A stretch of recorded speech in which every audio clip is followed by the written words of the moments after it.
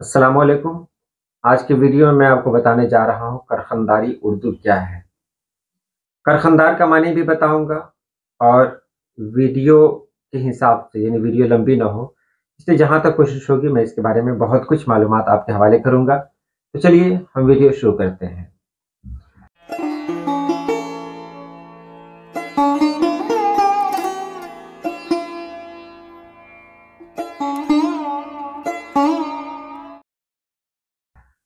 پہلے ایک لفظ آتا ہے کرخندار۔ کرخندار کو سمجھنے کے لیے ہم پہلے پرانی دہلی کی ثقافت کو سمجھتے ہیں۔ پرانی دہلی اپنی ثقافت کے لیے ساری دنیا میں جانی جاتی ہے، حالانکہ آج وہ دہلی نہیں رہی، آج پوری طرح سے بدل گئی۔ اس پہ وہ دلی اب نئی دلی بن چکی ہے، پرانی دلی اب کہیں نظر نہیں آتی۔ وہاں کے بہت سارے لوگ ایسے ہوا کرتے تھے، ان کا لب و لہجہ الگ تھا، ان کے بولنے کا انداز الگ تھا، وہ اردو ہوا کرتی تھی جو کبھی دہلی کی شان تھی۔ اس وقت کہا جاتا تھا کہ ایک فصیل کے اندر یعنی ایک چہار دیواری کے اندر وہ خاص اردو بولی جاتی تھی، اور اس دور میں اس فصیل کے اندر جو بسنے والے لوگ تھے ان کو خاص دہلی والے کہہ کر پکارا جاتا تھا، جو آج دہلی 6 سے مشہور ہے، یعنی وہاں کا پن کوڈ 6 ہے۔ تو یہ دہلی والے جو تھے یہ آج سے نہیں، اس دور سے ہی اپنی ایک الگ شناخت رکھتے ہیں۔ یہی غالب ہے جو وہاں اپنی زندگی آگرہ چھوڑ کر دہلی میں اپنی ساری زندگی گزار دیے، اور بھی بہت سارے لوگ ہیں جو دہلی آ کر بس گئے۔ دہلی نام ہی ہے ایسی جگہ کا۔ تو یہاں پر ایک شاعر نے تو یہ بھی کہا تھا، ایک شاعر نے یہ کہا تھا کہ فصیل کے باہر رہنے والے جو لوگ ہیں وہ سبھی ولایتی ہیں، یعنی وہ سبھی لوگ پردیسی ہیں۔ یہ معاملہ تھا۔ اب چلتے ہیں اس فصیل کے اندر جہاں یہ بولی بولی جاتی تھی، حالانکہ اسے بولی بولنا بھی غلط ہے کیونکہ یہ بولی نہیں تھی بلکہ اردو کا ہی ایک روپ تھی۔ اردو مختلف علاقوں میں جا کر اپنا الگ الگ روپ لیتی رہی، جیسے بمبئیا اردو، بنگالی اردو، کیونکہ مطلب جو لہجہ ہوتا ہے نا اس پر اثر پڑتا ہے، اس سماج کا اثر پڑتا ہے، اس علاقے کا اثر پڑتا ہے، تو علاقائی لہجہ آ ہی جاتا ہے اس کے اندر۔ اب پھر آتے ہیں وہیں پر کرخنداری اردو۔ اما میاں کہاں جا رہیا ہے، مجھے تو حیرت ہوتی ہے تیری بات سن کر، نہ تو آریا ہے نہ تو جاریا ہے۔ اس طرح کے جو الفاظ ہوا کرتے تھے، آریا، جاریا، یہ سب کرخنداری اردو میں چلتا تھا۔ اب چلتے ہیں کرخندار کیا کسے کہتے ہیں۔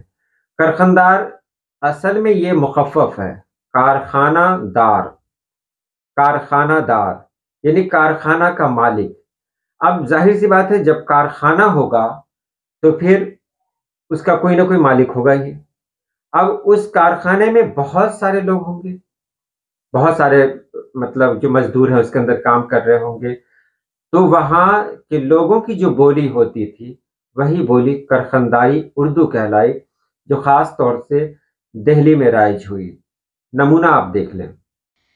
تو آج صبح میں چھت پر کھڑا کبوتر اڑا رہا تھا کہ اتنے میں کسی نے دروازہ کھٹکھٹایا۔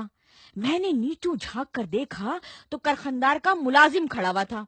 مجھے دیکھ کر بولا کہ وہی کرخندار کیا لمڈا ہوا ہے، انہوں نے تمہیں بلایا ہے۔ میں نے کیا، ابے پہلے یہ بتا کہ کرخندار کیا لمڈا ہوا ہے یا ان کی بیوی کیا؟ وہ بولا، خلیفہ تم تو کھلی بازی کرتے ہو، میں جا رہی ہوں، جلدی سے آنا۔ یہی کرخنداری اردو ہے۔ آج بھی اس کی جھلک ہم کو دیکھنے کو ملتی ہے۔ آج بھی آپ پرانی دہلی میں چلے جائیں تو اس طرح کی اردو آپ کو سننے کو ملے گی، لیکن صرف وہی نہیں، پنجاب کے کچھ علاقے اور دکن کے کچھ علاقے یعنی حیدرآباد کے آس پاس بھی اس طرح کی اردو سننے کو مل جاتی ہے۔ بہت سارے لوگ اس اردو کو سمجھتے ہیں کہ یہ ایک ایسی اردو ہے جو ادب میں شامل نہیں ہے، یہ غلط ہے۔ یہ اردو کا ایک الگ روپ ہے، اردو کا ایک حسن ہے، اردو کئی روپ میں ہمارے پاس آتی ہے، ہمیں ہر روپ میں اسے قبول کرنا چاہیے، خاص طور سے وہ اردو جو اپنے علاقائی رنگ میں رنگی ہو، اس کی تو الگ بات ہوتی ہے۔ تو یہ جو اردو تھی یہ دہلی کی مقامی اردو تھی، ایک ایسی اردو جس میں علاقائی रंग झलकता था।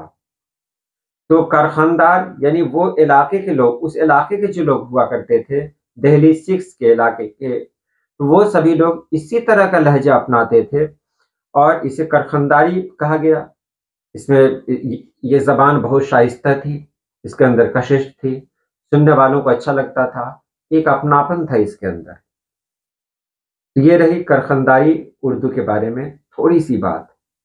तो चलिए आज के लिए इतना ही। अल्लाह पाक आप सभी लोगों को खुश रखे, आबाद रखे। अल्लाह हाफिज़।